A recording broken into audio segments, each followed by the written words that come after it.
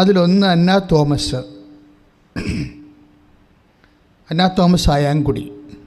അപ്പോൾ അവരുടെ സാക്ഷ്യത്തിലുള്ള features, സാക്ഷ്യത്തിൻ്റെ features ഉടമ്പടി ധ്യാനത്തിൽ ആദ്യം പരിശോധിക്കുന്നത് ഫ്രൂട്ട് ഓഫ് ദി കവനൻ്റാണ്. ഈ ആഴ്ചത്തെ കവനൻ്റിൻ്റെ ഉടമ്പടിയുടെ ഫലങ്ങൾ, അതിൻ്റെ ഫീച്ചേഴ്സ് ഒക്കെ പരിശോധിച്ചാൽ അതിൻ്റെ വചനത്തിൻ്റെ മോഡുലേഷൻസ്, അതിൻ്റെ ഫോർമുല നമ്മൾക്കത് ഇനാക്ട് ചെയ്താൽ നമ്മൾക്ക് ഓരോരുത്തർക്കും അത് എന്തുമാത്രം പ്രയോജനപ്പെടും. അങ്ങനെയുള്ളൊരു സാങ്കേതികമായ ഒരു കാഴ്ചപ്പാടാണ് ആദ്യം നമ്മൾ ഉടമ്പടി ധ്യാനത്തിൽ എടുക്കുന്നത്. അന്ന തോമസ് അയാങ്കുടി, ആ സഹോദരിയുടെ വിഷയം എന്ന് വെച്ച് കഴിഞ്ഞാൽ, അവർ ഉടമ്പടി എടുത്തു കഴിഞ്ഞപ്പോൾ അത് പല വിഷയങ്ങളാണ്.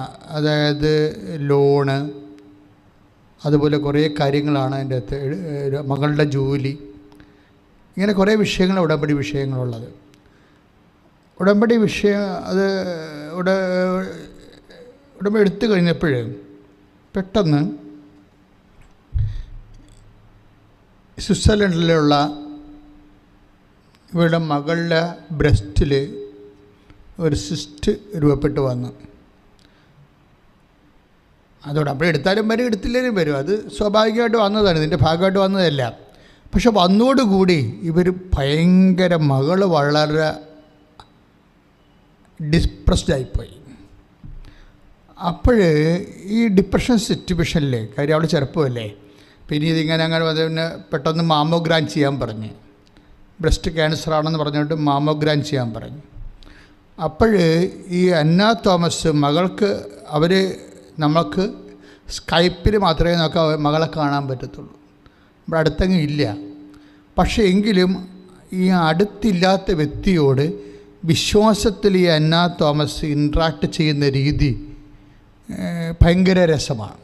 എന്ന് വെച്ച് കഴിഞ്ഞാൽ അവർ പറയും, മകളെ ഒരു പ്രശ്നവുമില്ല, നമ്മൾ ഉടമ്പടി എടുത്തതാണ്, അമ്മ നിൻ്റെ കൂടെ ഉണ്ടാകും, അമ്മ നിൻ്റെ കൂടെ ഉണ്ടാകും, അമ്മ വന്ന് നിന്നെ കൂട്ടിക്കൊണ്ടു പോകും. ഇങ്ങനെ കുറേ കാര്യങ്ങളാണ് ഈ അന്ന തോമസ് മകളോട് ഫോണിൽ പറയണത്. അതിനിപ്പോൾ മാമോഗ്രാം ചെയ്യാൻ പോയപ്പോൾ ഇവർ പറഞ്ഞ പോലെ തന്നെ ഒരു നീല ഇട്ടൊരു ഡ്രസ്സിട്ട ഒരു സഹോദരി ഇവളെ കാണാൻ വരും. ആ പ്രദേശത്തുള്ളതല്ലേ, ഇത് നമുക്ക് കണ്ടിട്ടില്ല, ഒരു ബന്ധവുമില്ല, ഒരു പരിചയമില്ല. ഇത് സഞ്ചാരി മാതാവാണ്. ഉടമ്പടി എടുക്കുന്ന എല്ലാവരെയും തന്നെ സഞ്ചാരി മാതാവിൻ്റെ സ്വപ്ന സന്ദർശനം എല്ലാ എല്ലാ ആഴ്ചയിലും ഒരെണ്ണമെങ്കിലും വെച്ചുണ്ടാവും. അപ്പോൾ ഈ അമ്മയ്ക്ക് പരിശുദ്ധാത്മാവ് നൽകിയ വെളിപാടാണ്. കാര്യം മകൾ അവിടെ കയ്യത്താക്കൂറ്റിൽ അങ്കലാപ്പോട് വേദനിക്കുകയാണ്. അത് കാര്യം അവൾക്ക് എങ്ങനെ ഈ ബ്രസ്റ്റ് എടുത്തു കളയാൻ പറഞ്ഞാൽ പിന്നെ വിവാഹത്തെ ബാധിക്കും, പിന്നെ അവളുടെ ആരോഗ്യത്തെ ബാധിക്കും, ജോലി ബാധിക്കും, തിരിച്ചു പോരേണ്ടി വരും, ജോലി ക്യാൻസലാവും, ജീവിതം മുഴുവൻ ഇരുട്ടിലാവും. അപ്പോൾ ഇങ്ങനെ എല്ലാം ചിന്തിച്ച് കാടുകയറി വേർത്ത് ബോധം കെട്ട് വെളിവില്ലാതെ ഇവൾ നടക്കുന്ന സമയത്ത് ഈ വെളിവില്ലാത്ത വ്യക്തിയോട് ഈ അമ്മ പറയുന്ന വാക്കുകൾ ഭയങ്കരമാണ്. എന്താ പറയണത്? നീ മേടിക്കേണ്ട മോളെ, അമ്മ നിന്നെ കാണാൻ വരും. അപ്പോൾ അങ്ങനെയൊക്കെ പറയുമ്പോൾ പ്രായമുള്ളവർ ചിലപ്പോൾ മക്കളോട് അവർ തൽക്കാല ആശ്വാസത്തിന് വേണ്ടി എന്തെങ്കിലുമൊക്കെ വിശ്വാസത്തിൻ്റെ കാര്യം പറയണ പോലെ ചെറുപ്പക്കാർക്ക് മനസ്സിലാകത്തുള്ളൂ. പക്ഷെ എന്തുകൊണ്ടാണ് ഇങ്ങനെ പറയണമെന്ന് ചോദിച്ചു കഴിഞ്ഞാൽ, അതായത് ഉടമ്പടി എടുക്കുന്നതോടുകൂടി നടക്കുന്ന സംഭവം എന്താ? അതായത് എന്താ സംഭവിച്ചതെന്ന് വെച്ച് കഴിഞ്ഞാൽ, ഈ അമ്മ പറഞ്ഞതുപോലെ തന്നെ ഡോക്ടേഴ്സ് മാമോഗ്രാം ചെയ്യാൻ പറഞ്ഞു. മാമോഗ്രാം ചെയ്യാൻ വേണ്ടി ലാബിലേക്ക് പോകുന്ന സമയത്ത് ഈ അമ്മ പറഞ്ഞ ചേച്ചി വരും, സഹോദരി വരും, ഒരു നീല ഡ്രസ്സിൽ വരും. വന്നിട്ട് ഇവിടെ കയ്യെ കയറി പിടിക്കും. പകലാണ്, പട്ടാപ്പകൽ. നീ എന്തിനാ ഇവിടെ നിൽക്കണം? ഇവിടെ അല്ല നിൽക്കേണ്ടത്, ഞാൻ നിന്നെ കൊണ്ട് കാണിക്കാമെന്ന് പറഞ്ഞുകൊണ്ട് ഈ അമ്മ ഈ മകളുടെ കയ്യെ പിടിച്ചുകൊണ്ട് വേറെ ഒരു ലാബിലോട്ട് കൊണ്ടുപോകും. എന്നിട്ട് ഡോക്ടർമാർ പറഞ്ഞു, ഡോക്ടർമാരോട് അവിടെ ആ ലാബിൽ ഡോക്ടർമാരും നേഴ്സുമാരൊക്കെ ഇരിക്കുന്നുണ്ട്. അതിന് പറയും, ഞാൻ പറഞ്ഞ പേഷ്യൻ്റ് ഇതാണെന്ന് പറഞ്ഞിട്ട് ഡോക്ടർമാർക്ക് ഇവളെ പരിചയപ്പെടുത്തിയിട്ട് ഇവർ പോവും. പിന്നെ ഇവരെ കണ്ടിട്ടില്ല. ആ സാക്ഷ്യമുണ്ട്, നിങ്ങൾ നോക്കണം, നല്ലതായിരിക്കും. പെട്ടെന്ന് വായിച്ചു പോകുമ്പോൾ ഇതിൻ്റെ സംഭവം പിടികിട്ടത്തില്ല. അതോടുകൂടി അവർ ടെസ്റ്റ് ചെയ്യും. ടെസ്റ്റ് ചെയ്ത് വെച്ചും അവർ പറയും, ഇത് മാമോഗ്രാമിൻ്റെ ആവശ്യമില്ല എന്ന് പറയും. ഇത് സാധാരണ ഒരു സിസ്റ്റമാണ്. ഇപ്പം കൊഴുപ്പടിയണ പോലെയൊക്കെ സിസ്റ്റം ഉണ്ടല്ല. ഇത് സീരിയസ് ആണെങ്കിലും അമ്മ ഇത് കൊഴുപ്പടിയണ രീതിയിലേക്ക് കൺവേർട്ട് ചെയ്ത് കൊണ്ടുവരും. അതാണല്ല അത് ഡോക്ടർ ടെസ്റ്റ് ചെയ്തിട്ടാണ് മാമോഗ്രാമിന് നിശ്ചയിച്ചത്. പക്ഷേ ഇവർക്ക് ഒരു പുനഃസൃഷ്ടി ടെസ്റ്റ് നടത്തിയച്ചും ഇത് വെറും കൊഴുപ്പാണെന്നുള്ളത് ആ രീതിയിൽ ഈ സാധനം ഇവളോട് പറഞ്ഞു കൊടുക്കും. മാമോഗ്രാമിൻ്റെ ആവശ്യമില്ലെന്ന് പറയും. പക്ഷേ ഇവിടുത്തെ പ്രശ്നം എന്ന് വെച്ച് കഴിഞ്ഞാൽ ഈ കേരളത്തിൽ നിന്ന് അയ്യാങ്കുടിയിൽ നിന്ന് ഇവളുടെ അമ്മ വിളിച്ച് മകളോട് പറയണം, മകളെ നിന്നെ കാണാൻ മാതാവ് വരും. ഇതിൻ്റെ ഒരു ആവശ്യം ഉണ്ടാകത്തില്ല. അമ്മ പറയും എന്ത് ചെയ്യണമെന്ന് എന്ന് പറഞ്ഞുകൊണ്ടാണ് ഇവളെ കൊണ്ടുപോണത്. ഇതോടുകൂടി ആ ചാപ്റ്റർ ക്ലോസ് ചെയ്യാൻ ഭയങ്കരമായ രീതിയിൽ. അപ്പോൾ എനിക്ക് സാക്ഷ്യം കേൾക്കുമ്പോൾ എനിക്ക് അറിയാം ഇത് കാര്യം. കാനഡയിൽ ഇതുപോലെ തന്നെ, കാനഡയിലല്ല, നമ്മളുടെ ഹ്യൂസ്റ്റണിൽ ഹോസ്പിറ്റലിൽ ഇതുപോലെ തന്നെ കോവിഡ് രോഗിയുള്ള 7 കോവിഡ് രോഗികൾ മരിക്കണ ഒരു ദിവസം. 8ാമത്തെ കോവിഡ് രോഗി കോട്ടയത്തുകാരത്തിയാണ്. ആ ചേടുത്തിയെടുത്ത് അമ്മ ചെല്ലണ ഒരു ഭയങ്കര സാക്ഷ്യം 1.5 ലക്ഷം പേര് കണ്ട സാക്ഷ്യമുണ്ട്. അവർ സൗഖ്യപ്പെട്ടു, അവർ മാത്രമേ സൗഖ്യപ്പെട്ടുള്ളൂ. അപ്പോൾ അമ്മയാണെന്ന് തിരിച്ചറിയണത് ആ യൂണിഫോമിൽ ആ ഹോസ്പിറ്റലിൽ അങ്ങനെ ഒരാളില്ല. ആ യൂണിഫോം അല്ല അവർ ഉപയോഗിക്കണത്. പക്ഷേ കൃപാസനത്തിൻ്റെ പിക്ചർ അവർ ഉടമ്പടി ചെയ്ത ഭർത്താവ് ഉടമ്പടി ചെയ്ത കൃപാസനത്തെ മാതാവിനെ കാണിക്കുമ്പോൾ ഇവർ പൊളിക്കും. ഈ അമ്മയാണല്ലോ അവിടെ വാർഡിൽ വന്നതെന്ന് പറയും. അപ്പം ഇങ്ങനെ, അതായത് ഉടമ്പടിയിലുള്ള ഒരു വാഗ്ദാനമാണ്. നമ്മൾ എപ്പോഴും അച്ഛൻ പറയാറില്ലേ, എന്നോട് ഉടമ്പടി ചെയ്യുന്നവൻ്റെ കൂടെ ഞാൻ കൂടെ വരും എന്നുള്ളത്. അത് 33:14 പുറപ്പാട് ഉടമ്പടി ഫണ്ടമെൻ്റൽ വാഗ്ദാനമാണ്. ഉടമ്പടിയുടെ ഫണ്ടമെൻ്റൽ വാഗ്ദാനം. ചില ആൾക്കാർക്ക് ഇത് പെട്ടെന്ന് സെൻസാകും. ചില വായി നോക്കിയവർക്ക് ഒന്നും മനസ്സിലാകത്തില്ല. 3 പ്രാവശ്യം ഉടമ്പടി പുതുക്കിയാലും ഒരനുഭവം. ചില ആൾക്കാർക്ക്, എല്ലാവർക്കും എന്നല്ല, ചിലരുടെ സംബന്ധിച്ചിടത്തോളം അവർക്ക് എന്താണ് ഈ സംഭവം എന്നറിയാൻ പാടില്ലാതെ ഇങ്ങനെ ഒരു പകച്ച് നിൽക്കുന്ന ആൾക്കാരാണ് എന്താണെന്ന്. പക്ഷേ ചിലർക്ക് പെട്ടെന്ന് ക്യാച്ചാവും. കാര്യം അതായത് നമ്മൾക്ക് ഉള്ള വിശ്വാസത്തിൻ്റെ ഒരു കപ്പാസിറ്റി ഇല്ലേ, അത് പ്രധാനപ്പെട്ട വിഷയമാണ്. അതായത് നമ്മൾക്കുള്ള വിശ്വാസത്തിൻ്റെ കപ്പാസിറ്റി എന്ന് പറയണത്, ഇപ്പോൾ ഈ ചേച്ചിയുടെ കാര്യം തന്നെ എടുക്കുക. ചേച്ചിക്ക് എന്നാ പറ്റുക? ചേച്ചിക്ക് പെട്ടെന്ന് സെൻസായി എന്താണ് ഈ വിഷയത്തിൻ്റെ പരിഹാരം. അമ്മ സ്വിറ്റ്സർലൻഡല്ല, ന്യൂസിലൻഡ്. അമ്മ ന്യൂസിലൻഡിലോട്ട് ചെല്ലുമെന്നും ഇവളെ തന്നെ അമ്മ തന്നെ കൈക്ക് പിടിച്ച് ഇവിടെ മാമോഗ്രാമിന് കൊണ്ടുപോകുമെന്നും ഈ സ്വന്തം ഈ പേഷ്യൻറ്റിൻ്റെ അമ്മയ്ക്ക് പെട്ടെന്നാണ് കിട്ടുന്നത്. ഇതിൻ്റെ കമ്മ്യൂണിക്കേഷൻ കിട്ടുന്നത് അത് അമ്മ കൊടുക്കുന്നതാണ്. അതെന്തുകൊണ്ടാണ് അങ്ങനെ കൊടുക്കണമെന്ന് ചോദിച്ചു കഴിഞ്ഞാൽ അതെല്ലാം ബിബ്ലിക്കലായിട്ടാണ് കൊടുക്കുന്നത്, അല്ലാതെ ഇതൊന്നും പുതിയ സംഭവങ്ങളല്ല. അതായത് ഞങ്ങൾ ആകട്ടെ ഇപ്പോൾ 1 കൊറിന്ത്യൻസിൻ്റെ 2:16 ഞങ്ങളാകട്ടെ യേശു ക്രിസ്തുവിൻ്റെ മനസ്സ് അറിയുന്നു. അങ്ങനെ ഒരു സംഭവം ഉണ്ടപ്പോൾ, അതായത് ഈശോയുടെ മനസ്സ് ഇല്ല എന്താണ് നമ്മളെക്കുറിച്ച് നടക്കണതെന്നുള്ളത് നമ്മൾക്കറിയാൻ പറ്റും. അല്ലെങ്കിൽ പിന്നെ വിശ്വാസം കൊണ്ട് നടത്തുന്ന എന്നാ കാര്യം ഇരിക്കണത്? ഓരോ മതങ്ങളിലും ഓരോരുത്തർ വിശ്വസിക്കുന്നത്. പക്ഷേ ക്രിസ്ത്യാനി ഇതിൻ്റെ അകത്തുള്ള ആ കാമ്പ് മനസ്സിലാക്കണം. തൊണ്ട് മാത്രം മനസ്സിലായിട്ട് കാര്യമില്ല. അതായത് എങ്ങനെയാണ് യേശു ക്രിസ്തുവിൻ്റെ മനസ്സ്. ഇപ്പം അമ്മ അവിടെ പോകുന്നതായിട്ട് പരിശുദ്ധാത്മാവ് ഇവരെ കാണിക്കും. എന്നിട്ട് ആ സെക്കൻഡ് ഇവളോട് പറയും, അമ്മ വരുന്നുണ്ട്, നിന്നെ കൊണ്ടുപോകാം മാമോഗ്രാമിലേക്ക്. ഇത് ഭയങ്കരമാണ് ശരിക്കും പറഞ്ഞാൽ. എന്നിട്ട് എന്തുകൊണ്ടാണ് ഇങ്ങനെ സംഭവിക്കണത്? യേശുക്രിസ്തുവിൻ്റെ മനസ്സ് നമ്മൾ 1 കൊറിന്ത്യൻസിൻ്റെ 2:16 അനുസരിച്ച് നമ്മൾക്കറിയാൻ കഴിയണ എന്തുകൊണ്ടാണ്? അത് എന്താ കാരണം എന്ന് വെച്ച് കഴിഞ്ഞാൽ ഈ കർത്താവുമായി സംയോജിക്കുന്നവൻ. ഞാൻ ഇടയ്ക്ക് ദിവസങ്ങൾ പറയാറുണ്ട്. 1 കൊറിന്ത്യൻസ് 6:17 ഈ വചനമുള്ളത്. എന്താണ് വചനം? ആയിട്ട് പറഞ്ഞ് കർത്താവുമായി സംയോജിക്കുന്നവൻ അവനോടുകൂടെ ഏകാത്മാവായി തീരുന്നു. അപ്പോൾ കർത്താവിൻ്റെ ആത്മാവോടുകൂടി നമ്മുടെ ആത്മാവിന് സംയോജിക്കാൻ പറ്റും. വിശ്വാസത്തിൻ്റെ ഒരു കപ്പാസിറ്റി അതാണ്. വിശ്വസിക്കുന്നവർ വിശ്വാസം വെറുതെ ഉണ്ടാകത്തില്ല, അതിൻ്റെ കൂടെ ഭയങ്കര ദൈവസ്നേഹം ഉണ്ടാവും. ദൈവസ്നേഹം ഉണ്ടാകുമ്പോൾ ദൈവം എന്ന് പറഞ്ഞാൽ എന്താണ്?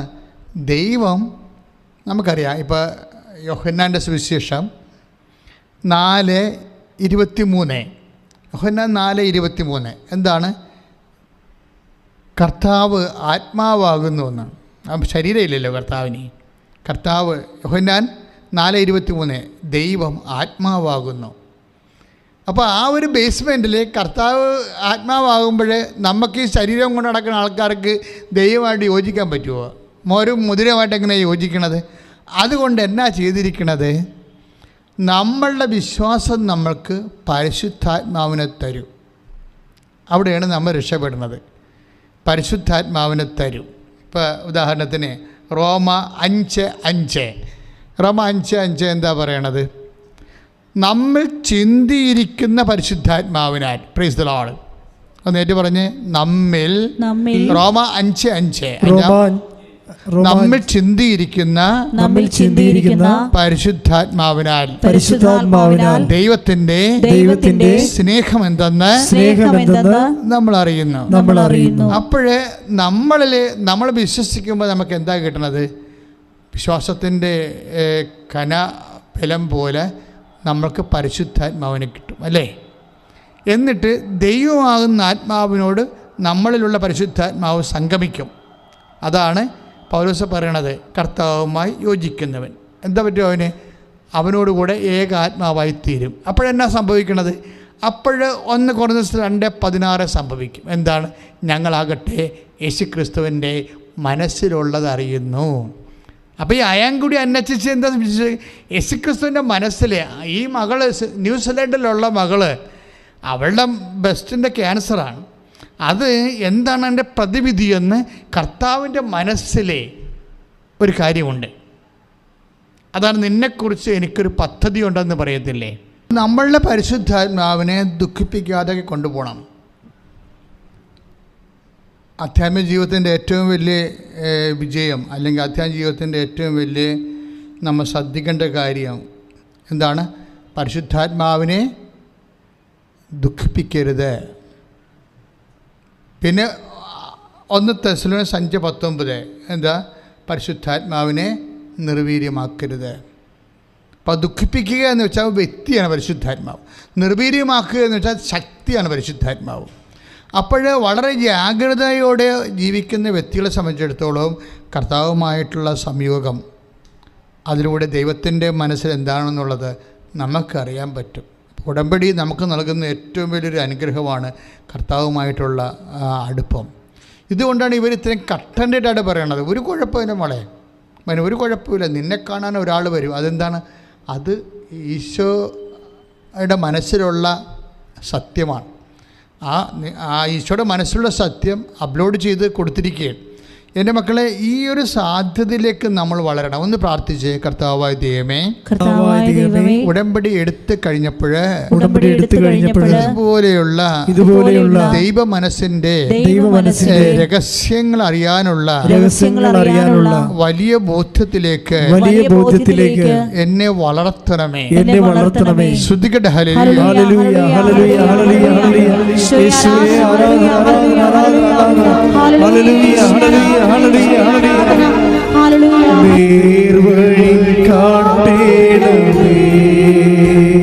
പരിശുദ്ധ പരമദിവ്യകാരുണ്യത്തിന്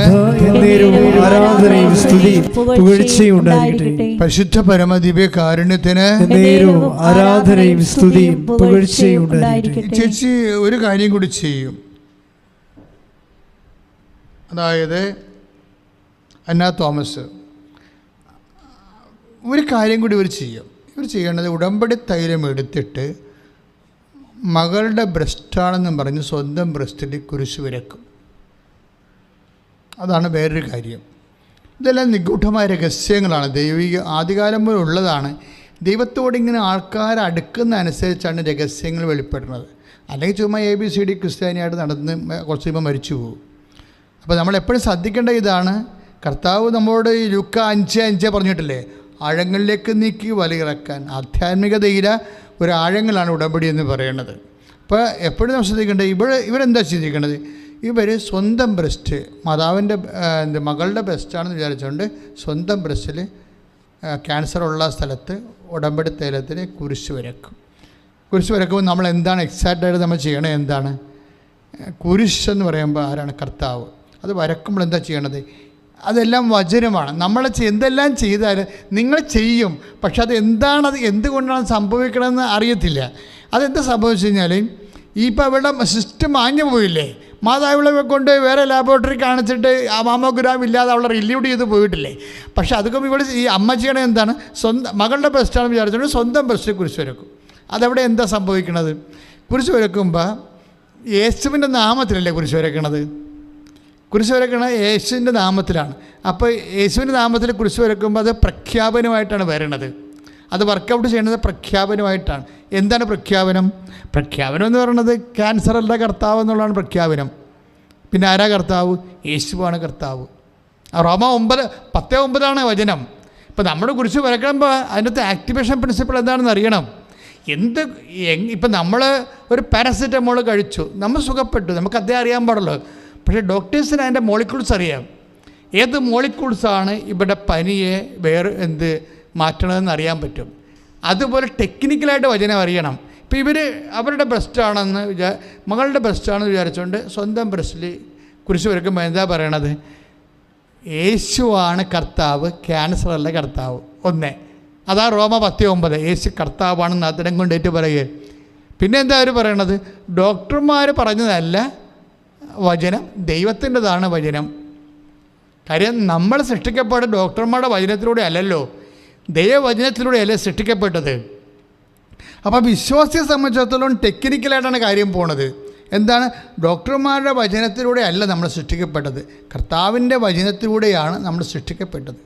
അപ്പോൾ അതുകൊണ്ട് തന്നെ ആ യേശുവാണ് കർത്താവ്, ക്യാൻസറല്ല കർത്താവ് എന്ന് പറഞ്ഞാണ് അപ്പോൾ നിങ്ങൾ ചോദിക്കും എന്തുകൊണ്ടാണ് വെച്ചാൽ ഈ അയാങ്കുടിയിലുള്ള ചേടത്തിയുടെ ബ്രസ്റ്റിൽ ഈശോയുടെ നാമത്തിൽ കുരിശ് വരക്കുമ്പോൾ ന്യൂസിലൻഡിലുള്ള മകൾ സുഖപ്പെടാൻ കാര്യം എന്താണെന്ന് വെച്ച് കഴിഞ്ഞാൽ അതിൻ്റെ കാരണം ഈ അകലം ഇങ്ങനെ അടുപ്പിക്കും. യേശുവിൻ്റെ നാമത്തിൻ്റെ ഒരു പ്രത്യേകത അതാണ്.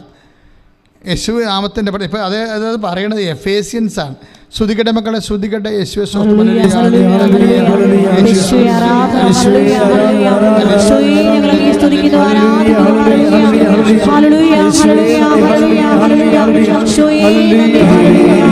പരമദിവ്യകാരുണ്യത്തിന് ആരാധനയും സ്തുതിയും പുകഴ്ചയും ഉണ്ടായിരിക്കട്ടെ. എഫേസ്യൻസ് 2:13 എന്താ പറയണത് നമുക്ക് സാധിക്കും. എന്നാൽ ഒരിക്കൽ വിദൂരസ്ഥരായിരുന്ന നിങ്ങൾ ഇപ്പോൾ യേശുക്രിസ്തുവിൽ അവന്റെ രക്തം വഴി സമീപസ്ഥരായിരിക്കുന്നു. അപ്പൊ എത്ര കിലോമീറ്റർ അകലെയുള്ള വിഷയമാണെങ്കിലും ശരി, യേശുക്രിസ്തുവിന്റെ വിശ്വാസത്തിൽ വിദൂരസ്ഥരെ സമീപസ്ഥരാക്കും. കാര്യം എന്താണ്? ന്യൂസിലൻഡിലുള്ള മകളെ അയാങ്കുടി കൊണ്ടുവരും. എങ്ങനെ കൊണ്ടുവരും? യേശുക്രിസ്തുവിലുള്ള വിശ്വാസം പ്രഖ്യാപിക്കുമ്പോൾ. അതാണ് പറയുന്നത്. യേശുക്രിസ്തുവിൽ രക്തം വഴി വെച്ചാൽ യേശുക്രിസ്തുവിൻ്റെ മരണം വഴി. ആ മരണത്തിലല്ലേ നമ്മൾ വിശ്വസിക്കുന്നത്? മരണമല്ലേ നമ്മൾ പ്രഖ്യാപിക്കുന്നത് അല്ലേ? നമ്മുടെ വിശ്വാസത്തെ മഹാരഹസ്യം എന്താണ്? കർത്താവ് എങ്ങനെ മരണം ഞങ്ങൾ പ്രഖ്യാപിക്കുന്നു, പിന്നെ എന്ത് ചെയ്യുന്നു? ഉയർപ്പിൽ വിശ്വസിക്കുന്നു, പിന്നെ എന്ത് ചെയ്യുന്നു? വരവ് കാത്തിരിക്കുന്നു. അതാണ് സംഭവം. അപ്പം നമ്മൾ ജീവിക്കുന്ന ഈ ഭൂമിയിൽ അങ്ങനെയാണ്. എന്താണ്? യേശുവിൻ്റെ മരണം പ്രഖ്യാപിച്ചുകൊണ്ടാണ്. അപ്പോൾ ഇവിടെ വിശ്വാസം പ്രഖ്യാപിക്കുകയാണ്. അപ്പോഴെന്ത് ചെയ്യും? വിദൂരസ്ഥരെ സമീപസ്ഥരാകും. പ്രാർത്ഥിക്കുക, കർത്താവായ ദൈവമേ, എൻ്റെ ജീവിതത്തിലും എല്ലാ ദേശങ്ങളിലേക്കും ജില്ലകളിലേക്കും സംസ്ഥാനങ്ങളിലേക്കും രാജ്യങ്ങളിലേക്കും അകന്നു പോയിരിക്കുന്ന എൻ്റെ കൂടപ്പിറപ്പുകളെ വീട്ടിൽ കൊണ്ടുവരുവാനും യേശുക്രിസ്തുവിലെ അവരുമായി സമീപസ്ഥമായ ആത്മബന്ധത്തിന്റെ അഭിഷേകം എനിക്ക് നൽകണമേ. പ്രാർത്ഥിക്കുമ്പോഴേ പ്രാർത്ഥിക്കുമ്പോഴേ അവർക്കെല്ലാം വേണ്ടി പ്രാർത്ഥിക്കുമ്പോഴേ അവരെനിക്ക് വേണ്ടി പ്രാർത്ഥിക്കുമ്പോഴേ ഞങ്ങൾ യേശുക്രിസ്തുവിലെ അടുപ്പം അനുഭവിക്കുവാൻ സ്ഥലകാലങ്ങളെ ജീവിക്കുന്ന ദൈവ ചൈതന്യമേ യേശുക്രിസ്തുവേ ഇറങ്ങി വസിക്കണമേ. ശ്രദ്ധിക്കട്ടെ.